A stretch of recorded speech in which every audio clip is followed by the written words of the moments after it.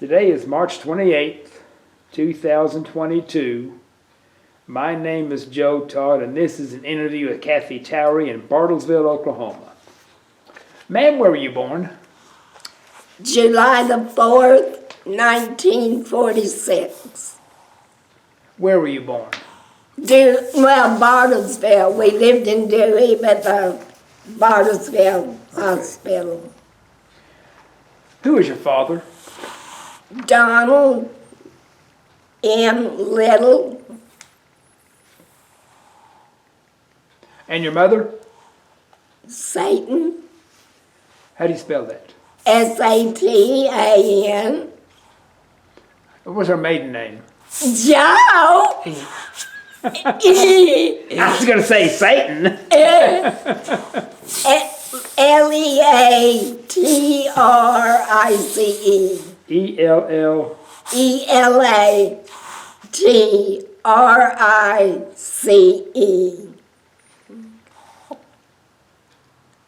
What was her maiden name? Holly.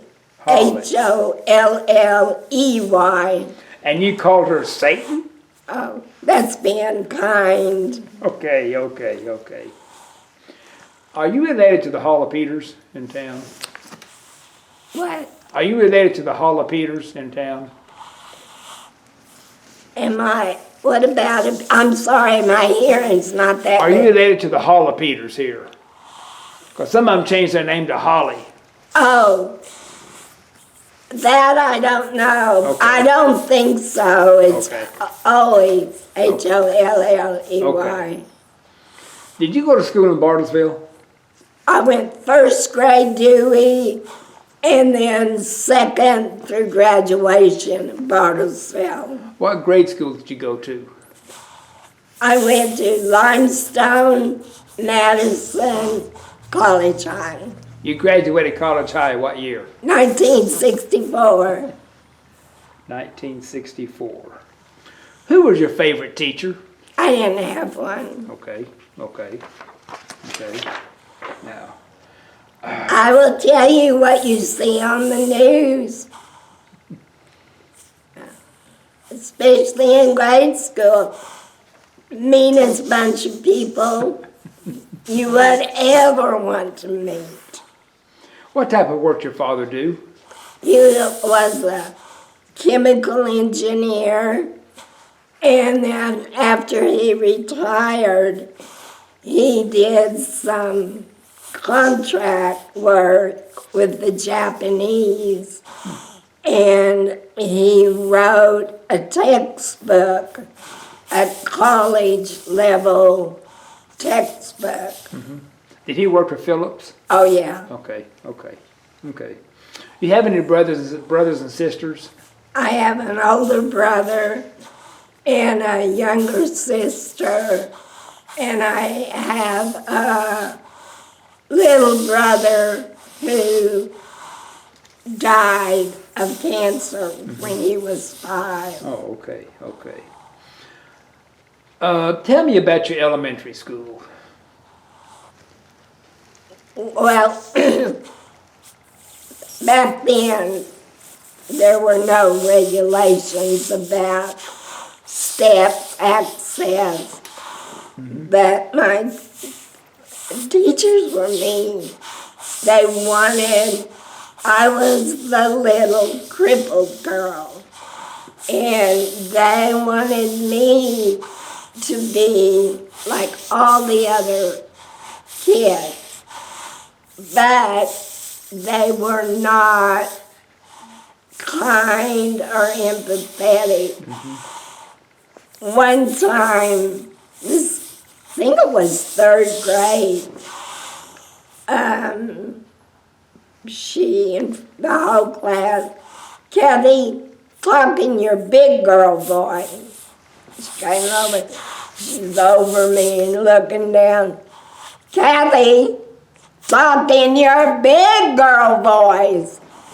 I wasn't about to say a word, and she finally left. When were you diagnosed with polio? That's all very dramatic. I don't have a memory of that. It was in 1950. I was 3 years old, and the way I've been told, it was very sudden. I couldn't breathe. My mom and dad got me to Tulsa, Hillcrest Hospital, and the doctors told my mom and dad they might as well go home because I wasn't going to live. And I did, but I was in an iron lung for 9 to 10 months. I couldn't breathe, swallow, or talk. They fed me through my nose. I got down into my stomach. Mm-hmm. One of those old iron lungs, the collar around them is spongy. And I was 3 years old, and I would pick at that sponge. And whenever they would pull me out, I guess they opened up the iron lung and you were on a gurney, kind of, and I'd have these crumbles all over me, and I got scolded all the time. But the exact date of diagnosis, I think it would have been in April of 1950. Mm-hmm, mm-hmm. Now, how did polio affect you physically? As I just told you, I couldn't breathe, talk, swallow, a little bit of everything.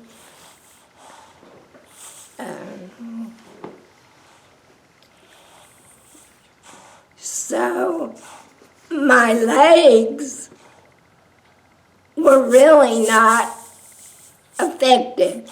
I had Bulbar polio, which I understand is the worst kind. Mm-hmm. It affects my pulmonary muscles. Mm-hmm. And I was in the hospital for 2.5 to 3 years. Got out slowly.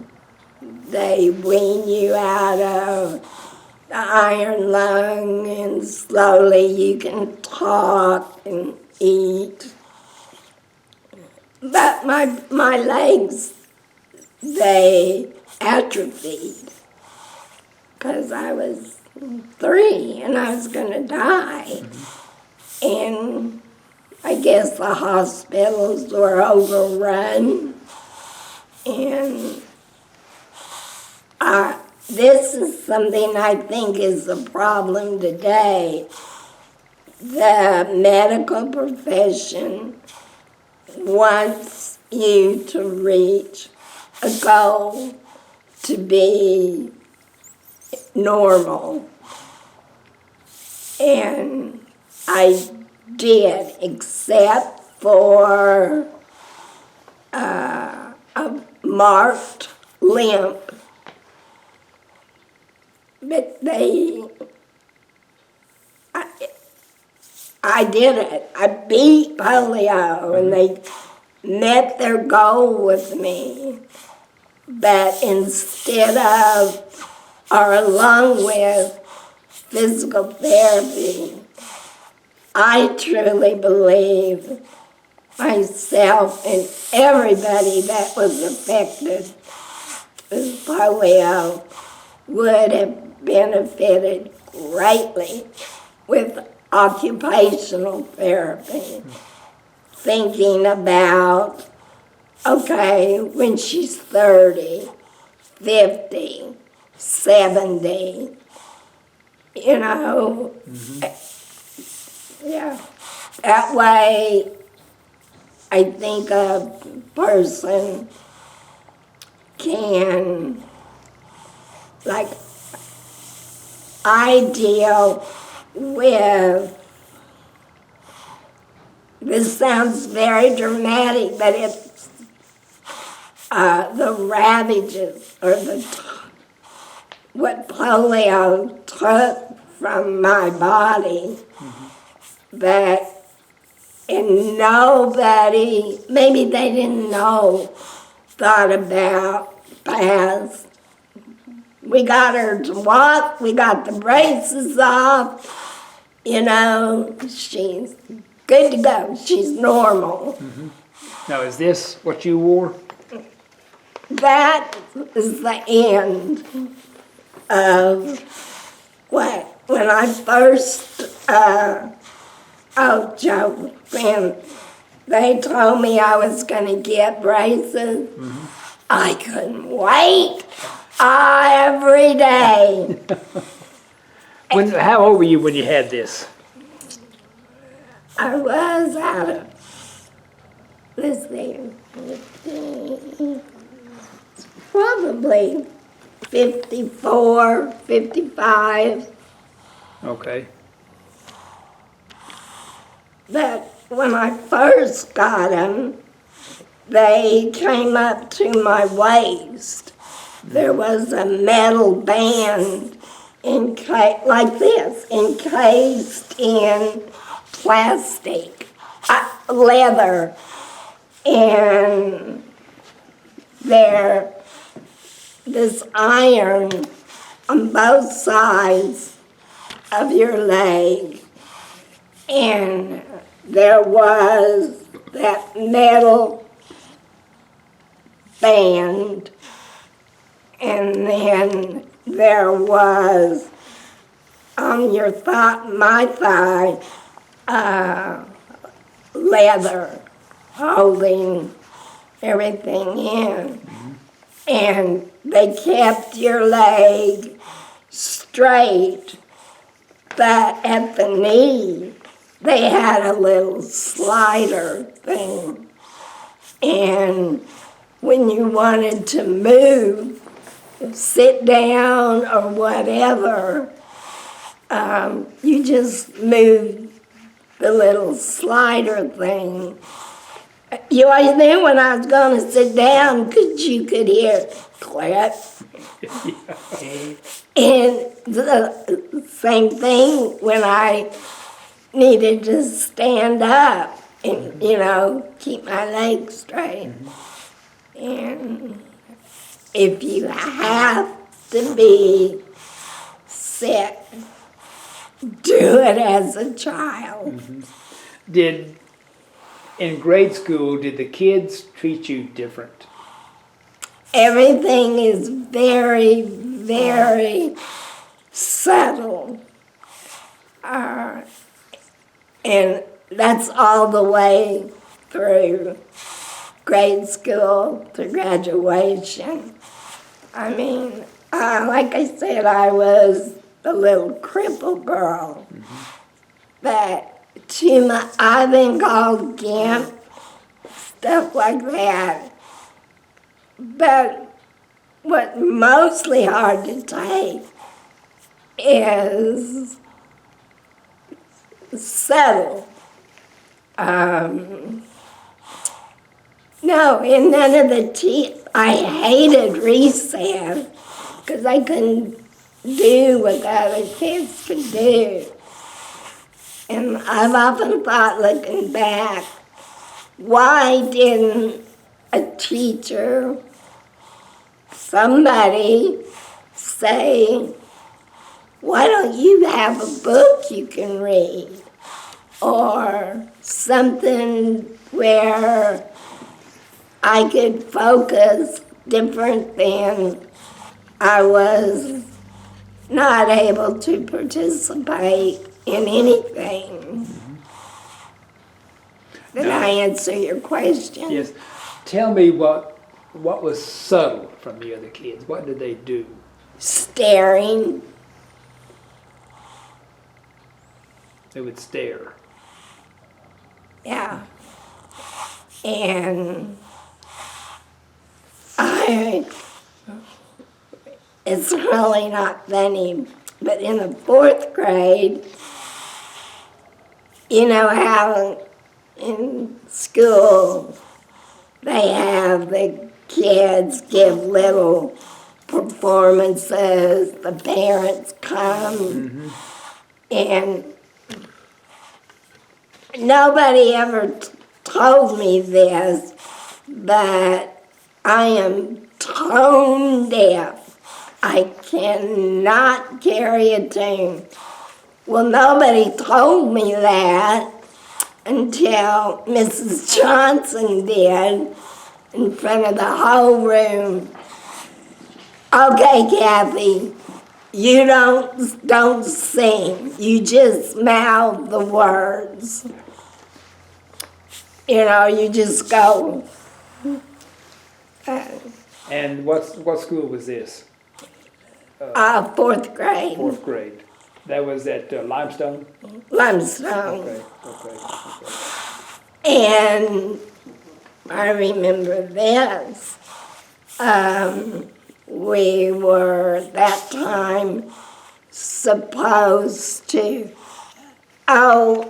they would match a boy and girl up, and you danced in the room or something. And I heard Carol Cravens as I went by. She said, "Why does she even try?" I sat down and never tried again. So, you know, it wasn't the bullying that you hear about today, but I think that would be easier to face. Yes. In our 70s, you saw it. One of our classmates at the dinner attacked me. Why? I have no idea. I didn't either. What did you? Oh, Kathy, throw that cane down, get up and walk. Okay. And I bet she never told you this, that a couple years later, I sent her a message through Facebook saying, I did not know what happened. But I had inadvertently done something to her. I was sorry, you know, and she never responded, but yeah. Tell me about your friends in school. I had some friends. How did they treat you? Like anybody else. But that no concessions were made. Again, I never joined, was it the pom-poms? Yeah. Because I didn't know for certain what the logistics would be going to their meetings or rallies. And so I did not want to be in the position of not being able to get up the stairs or whatever. So I didn't go. I didn't join anything for that reason. Did you go to any sports like the football games, basketball games? College I went to some of those games, but again, the stadium is not kind for people with limits. The steps are big, no railings, all of that. Am I talking too long? Yeah, so I did go to a few games, but mostly not. Okay. How did you get to school?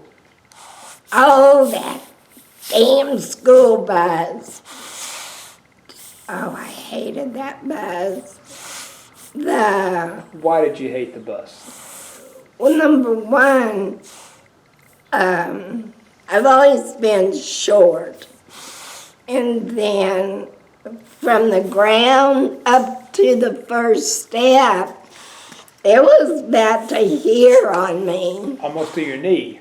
Yeah. And I had books, and I had to use my arms. I used my arms as my legs my whole life. And get on the bus. If you didn't have a seat, you stood there and hoped to goodness you didn't fall down. I mean, no one offered you a seat? I'm sorry, what? No one offered you a seat? Oh, no. See, that's the subtleness of it.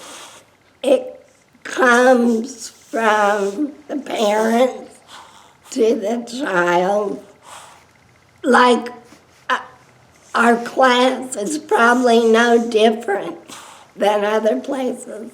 When I moved back to Bartlesville, I thought it would be a kinder place because people would have learned, blah, blah, blah. But I found out it's just as bad. Just as bad. After that incident at the school dinner, I told myself I'd go to 2 more to show I was okay, whatever. And then never again. Okay. Now, did polio affect your arms? No, but because nobody thought about when I'm older, my arms, the muscles, are probably twice as old as actually being 70, because I never could go up a step. Never be. I have to use my arms for every step, everything. Even to get in my car, I have to use my arm. And so the pain I have now, it's all in my arms and shoulders. Now, college high had lots of steps. Oh, How did you manage the steps? I did it. Is there an elevator? As far as I know, there was a service elevator. But you were not allowed to use it. I didn't even know until Jeannie's answered my text. Yeah, Jeannie Morrison. Yeah. Yes, yes.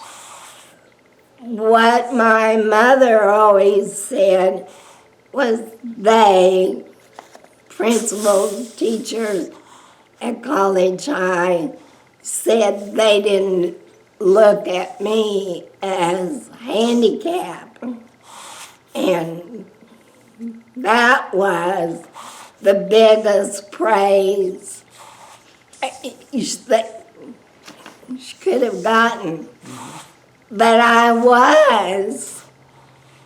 And a little help. Joe, I hated every second of school. Every second. What's your best memory of your schooling? Do you have a good memory of your schooling? No. I don't. How did all the teachers treat you like you were a normal student? Mm-hmm. Okay. Yeah. So how did you get to Classic College High with all those steps? Did you? I did it. Do you remember one of our classmates, Bill Bloom? Yes. Years ago, I saw him in Dallas, and he said, "Oh, yeah, you're the girl with fast eyes." And that stunned me because that was it. My entire world is logistic. And those steps I would watch and see. I was very good at appearing to be normal. Like I couldn't go up a step without a railing. And if there were kids in the way or whatever, you know, I'd probably wait for them to move, but I would pretend that, oh, I was looking up something, or, you know, it was not because I couldn't do the step, but yeah. Now, you don't like the term handicapped. No, I don't. You use the term, what term do you prefer? Well, if I'm talking to somebody, I'll say, I have limits. Limits. Yeah. Not handicapped, you have limits. Handicap has such, to me, a bad connotation. And I think it does to society. What did you do after high school? What did you do after high school?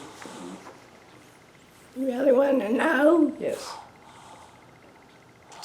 I went 3 semesters to OSU, and I had no direction. I didn't know where I wanted to be, what I wanted to do, and college is hard, and I think for me, because I didn't have a goal, I had no focus, so I was doing bad. My parents, and so not going back the next semester, my mommy, we were in the parking lot at Murphy's.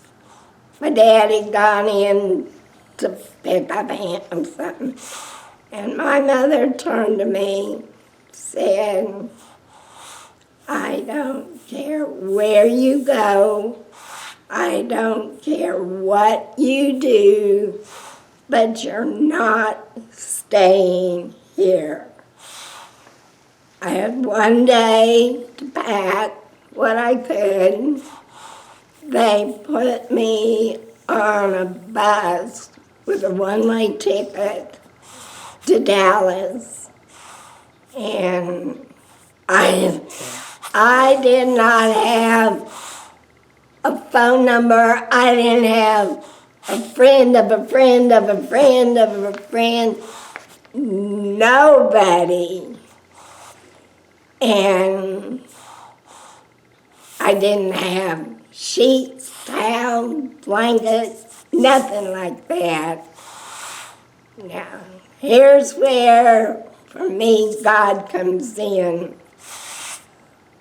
And it took me a long time to realize it wasn't just a coincidence. It had to be somebody watching out for me. I was in the bus depot in Dallas. You know, where do I go? Oh, they gave me $150 to rent, food, everything until I got a job and paycheck. And this girl about my age, she came up. She just get her blah, blah, and she said, I have a roommate that's coming in a week, but you can stay with me until she gets there. So she even carried my suitcase for me at the bus. I didn't have a car. I'd never taken a bus before, well, a school bus. And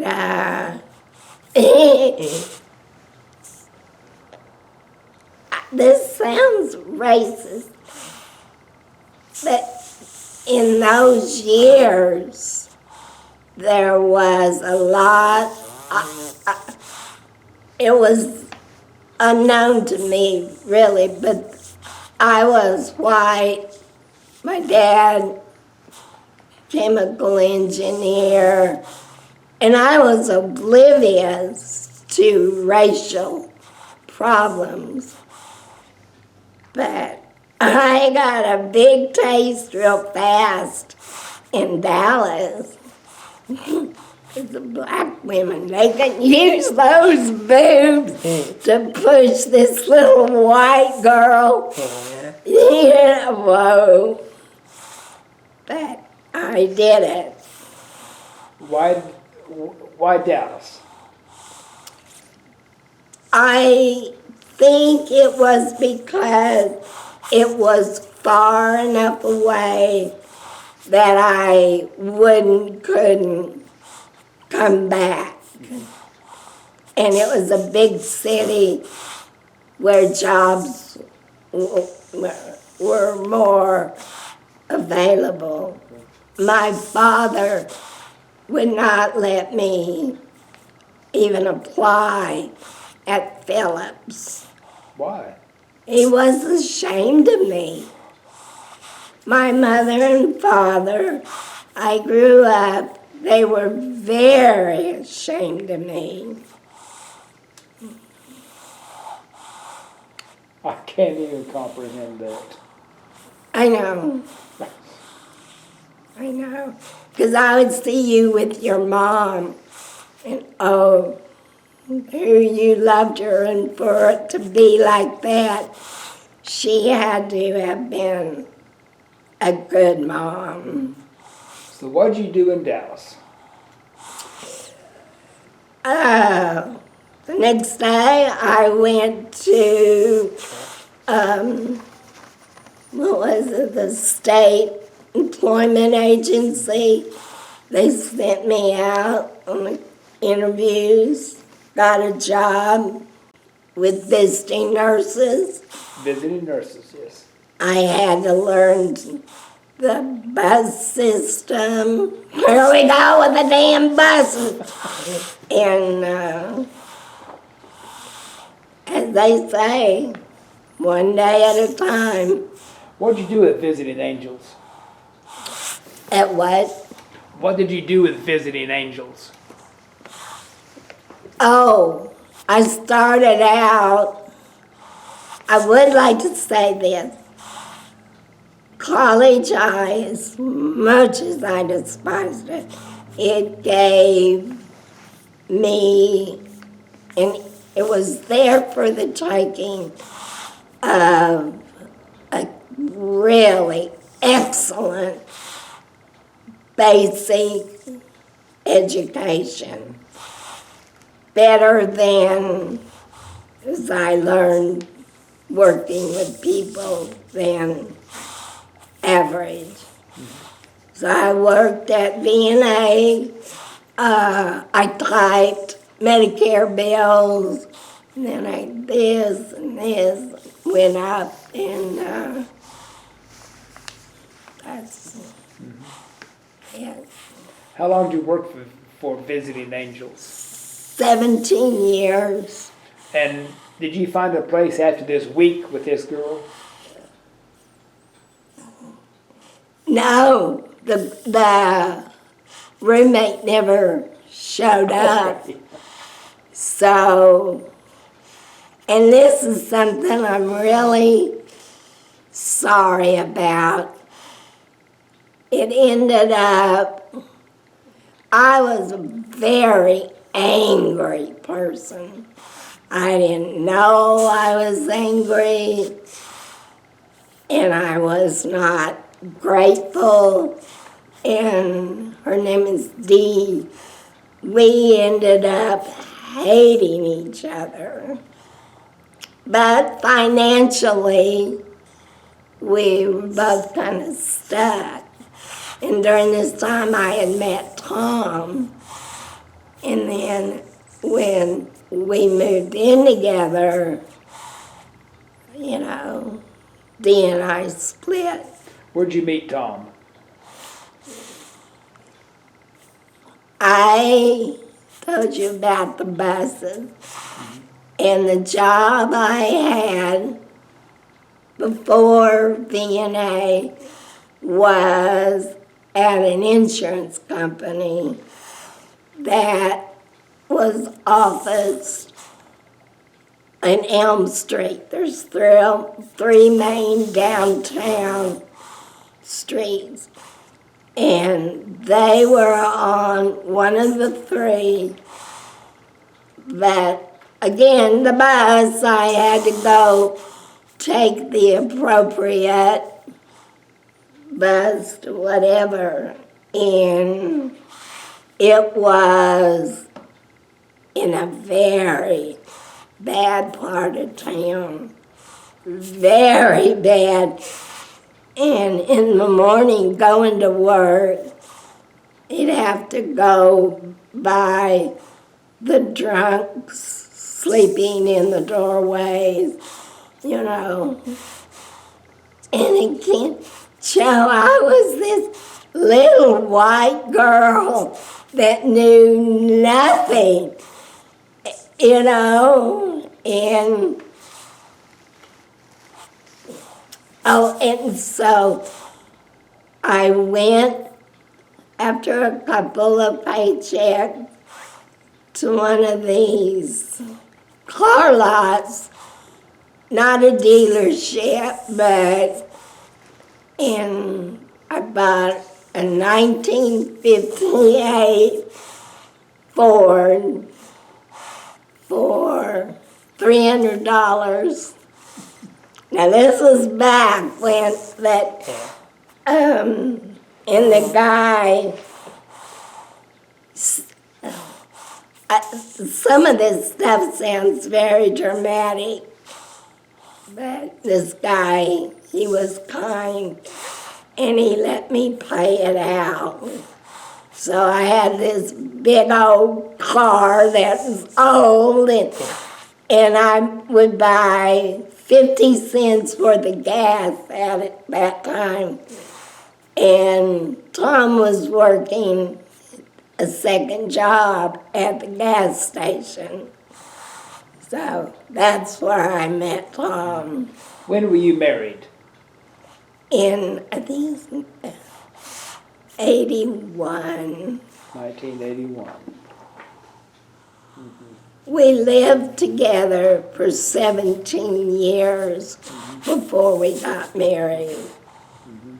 And I think the reason that we did, that Tom finally, I wanted to, he didn't, then I'd forget about it. You know, time goes, you know.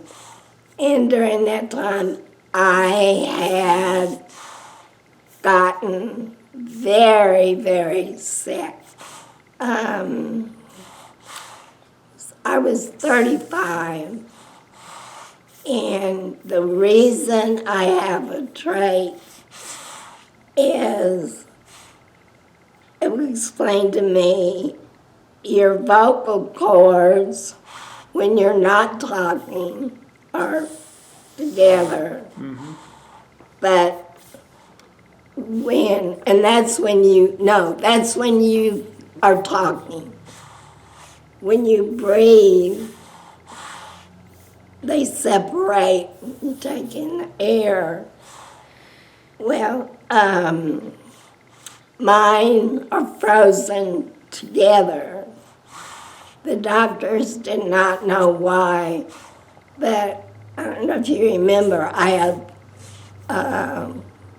my pulmonary muscles were affected the most by polio, and I had been slowly turning blue. It's amazing what the human body can endure.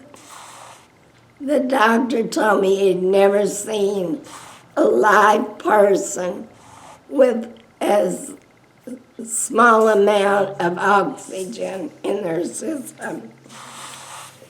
But so my parents were called and they came because they were the closest legal thing. And my mother was so awful. The doctor told her off. I know that because a good friend of mine was there when he did it. And not long after they had to do the trach, I crashed. They couldn't wake me up. And all this. And so...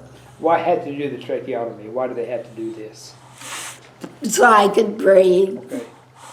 I could talk because the vocal cords were frozen together, but they don't separate.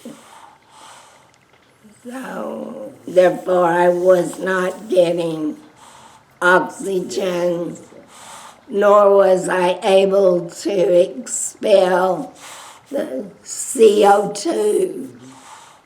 And the night they admitted me to the hospital, they immediately put me on oxygen. CO2 and oxygen, I guess it's a bad combo, and I don't remember anything for weeks.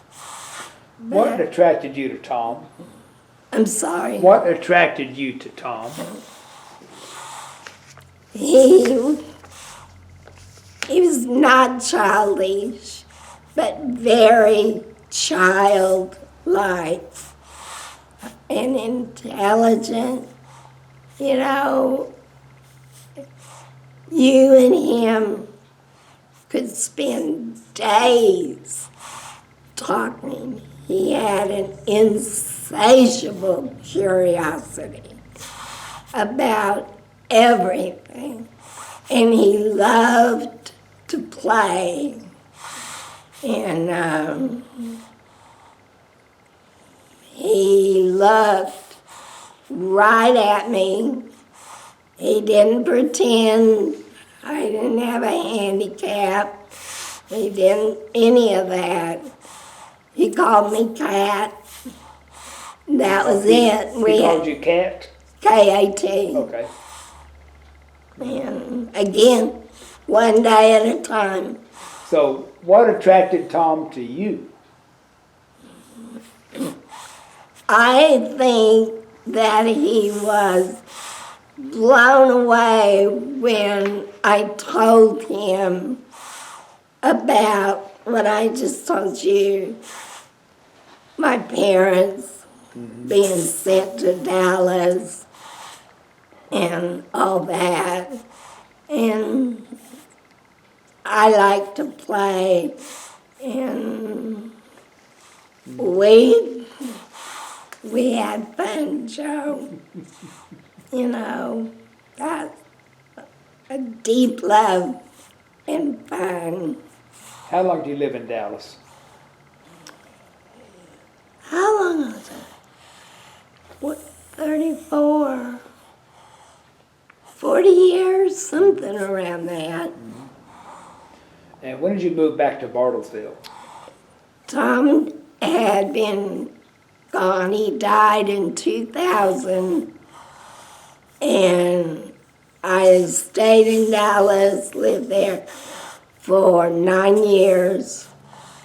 And financially, lost a lot of money when Tom died.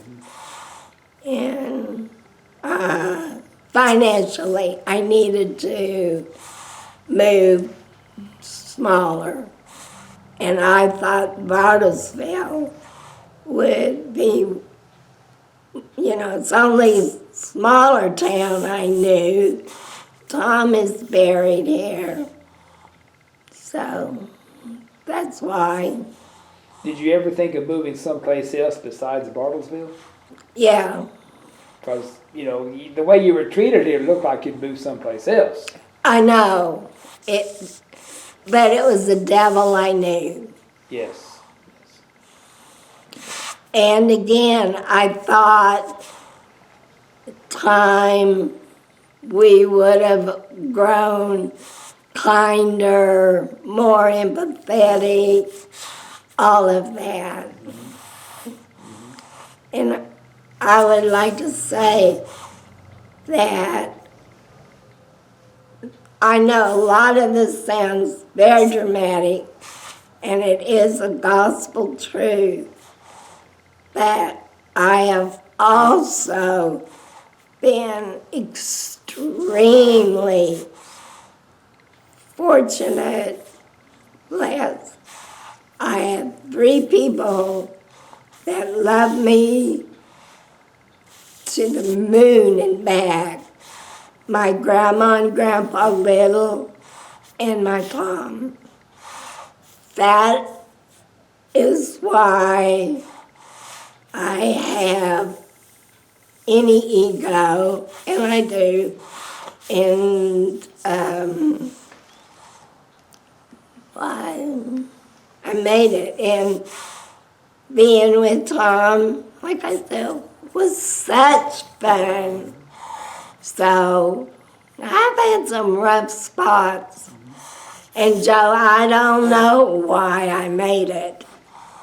I have no idea, except I think God comes in there and the love of 3 people who Tom thought I was the best.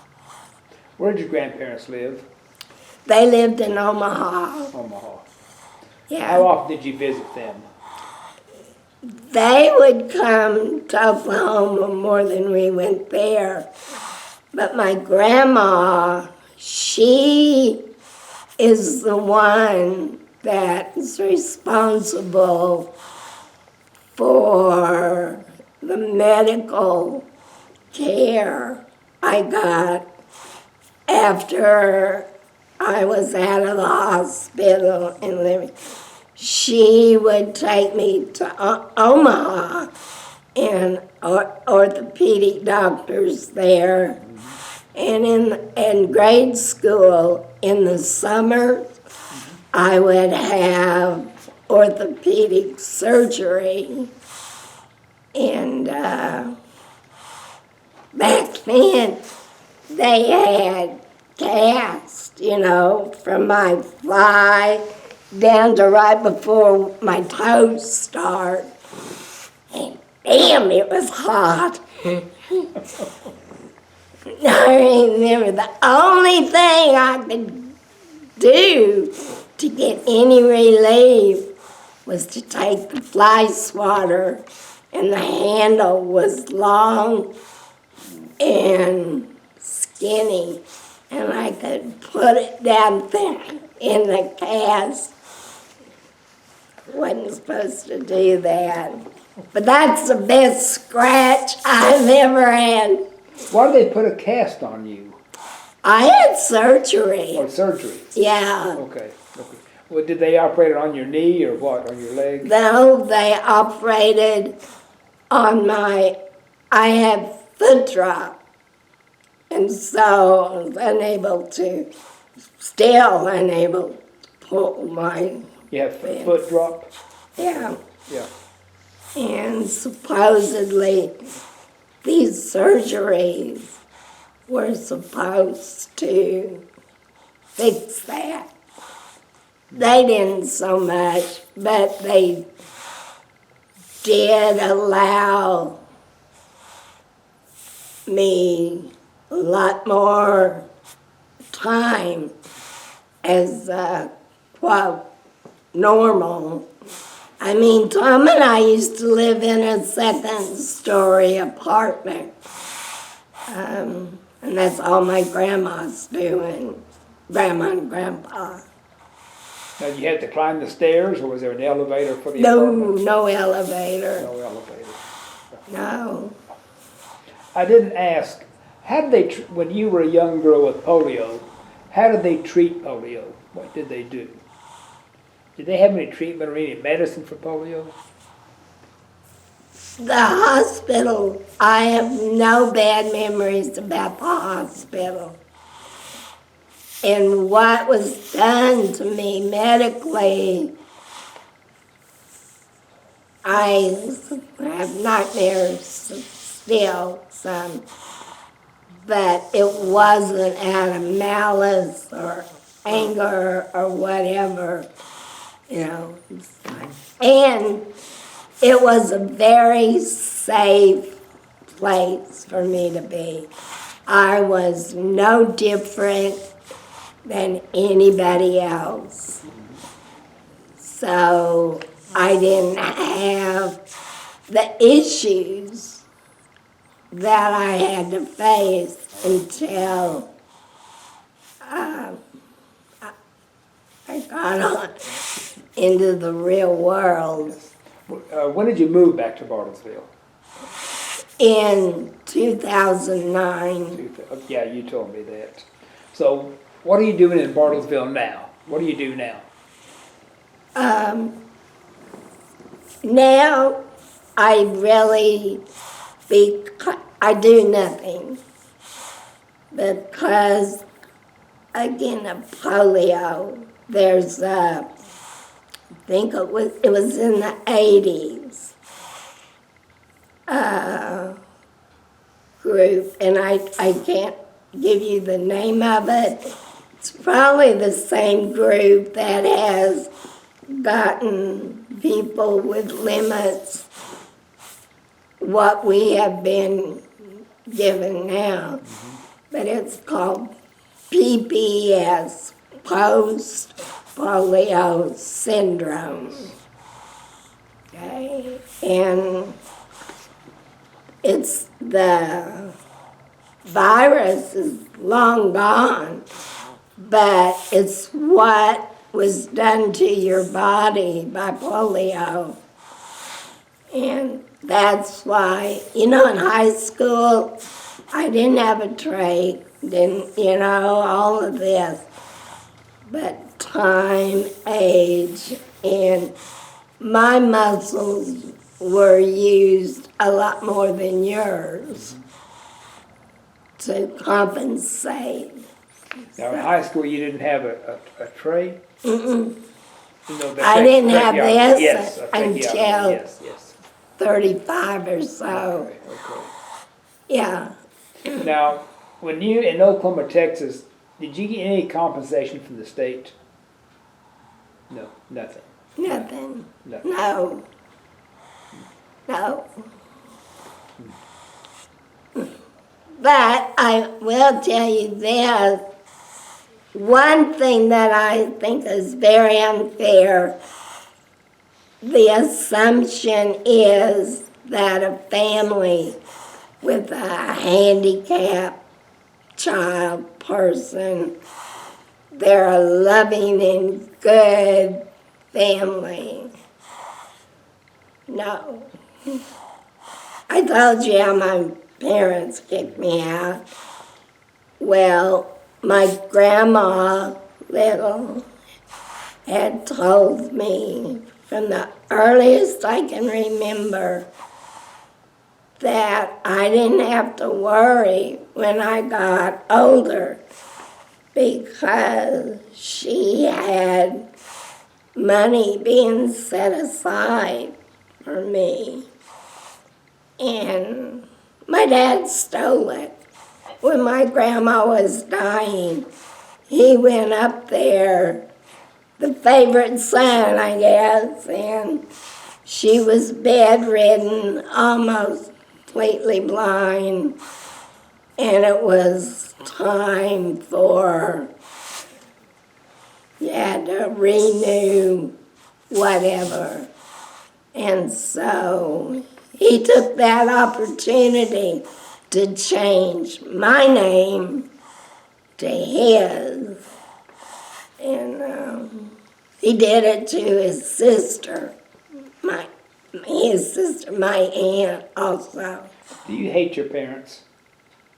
Yeah, Joe, I do. Mm-hmm. I try. I'm trying very hard not to. I do not want to die with that in me.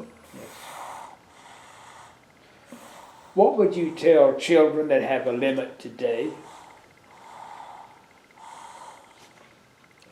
To be open and honest about it. Mm-hmm. To hopefully accept what they are and figure out, like on the school grounds, if there's things you can't do, you can't do. Figure out or do something else. Like right now, there's so many electronics. You can play games by yourself or whatever. So you don't have to try to fit in and put yourself in the position to be pushed down and pushed down. Does that make any sense to you? What would you, is there anything that you would change in your treatment when you had polio? In the hospital, no. Who paid for your medical bills? I don't know. My dad worked for Phillips, so I know he had good medical insurance. Okay. And my grandma and grandpa Little, they helped out a lot. And March of Dimes, I don't know how much, but I've always assumed that they probably helped. Anything else about your limits you want to talk about?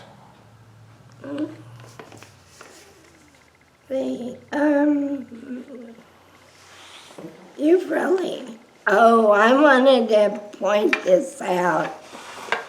After I moved back to Bartlesville, there is an optometrist, Dr. Bennett. Our office is downtown. Mm-hmm. And I went to her. And there are some laws now to protect or watch out for people with limits. And handicap parking is supposedly that.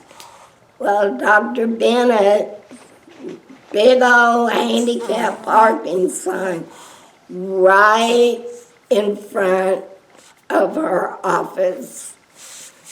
And I parked there, but when I got out, there was no ramp, no anything. A humongous curve. And to get up, Joe, there's nothing pretty about a handicap. It's not like Forrest Gump, you know, where he runs and the braces fall off. No. So when I got out of my car, I literally had to kind of put at least half of my body on the roof of my car and could swing over to get into the building. Reported it to the city, by the way. I went back weeks later to see, and what they had done is she took that handicap parking sign, moved it to the end of the street where I guess it's a law now that there's ramps. No, you don't have to step up when you cross the street. So, yeah. And if you pay attention, most handicap parking places are the furthest from the door. Yeah. Again, that's all very subtle. Yes. Is there a polio support group in this area? I'm sorry, wait. Is there a polio support group in this area? I'm not found one. I'm sure there are. One time, maybe a year after my Tom died, there was one online, but it ended up that it was more like just chit-chat about everything, you know, nothing about any common thread. Whatever. Anything else you want to talk about?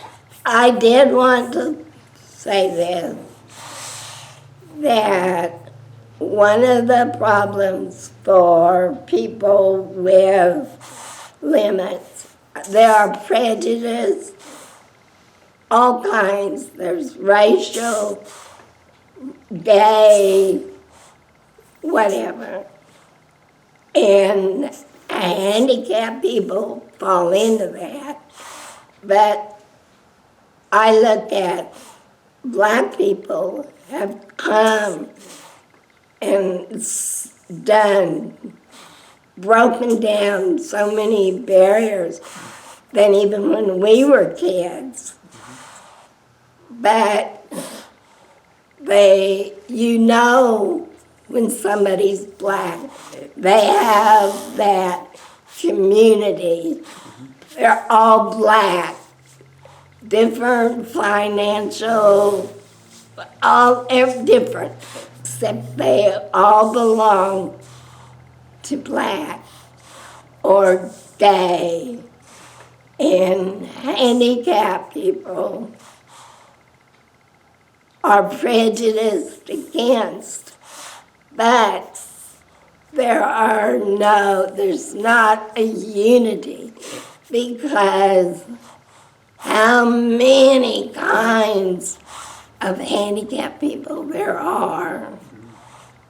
You know, like I think you were saying, mental, you know, whatever.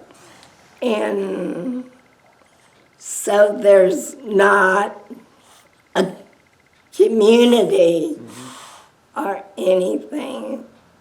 And it's subtle.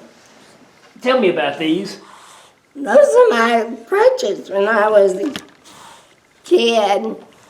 I was probably used them in the first grade, around that age. Man, I could speed on these. Yeah, you are.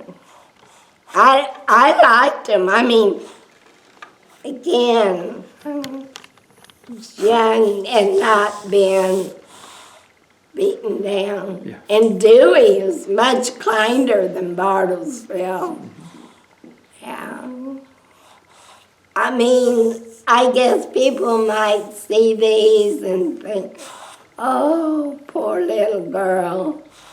But I liked them. I learned to maneuver with them, and like I said, I was Roadrunner. Yeah. So, How do you want to be remembered? sorry, what? How do you want to be remembered? I don't want my limits to be that little crippled girl or that crippled little old lady. I want to remember that in spite of and sometimes being dealt a bad hand. I don't know why. I do. I mean, I believe in God. You know, didn't always. Took me a while, but